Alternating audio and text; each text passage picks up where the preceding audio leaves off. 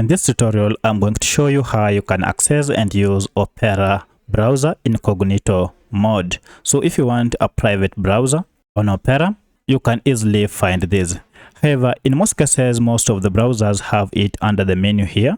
If you go under this menu, you should be able to locate the private window or incognito mode browser.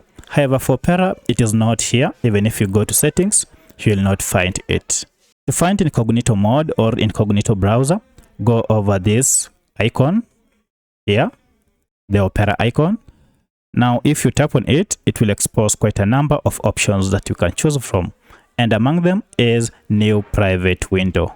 So to access a new private window on Opera, you can simply tap on this or simply use Ctrl+Shift+N to enter into incognito mode. So if I go ahead and tap on new private window, Opera will open this new private window, and now you can begin browsing. Here you will just browse normally, and this browser will not keep your previous history, or even your cookies will not be stored on this browser. So that's the best part of using incognito or private mode, as you can see it here.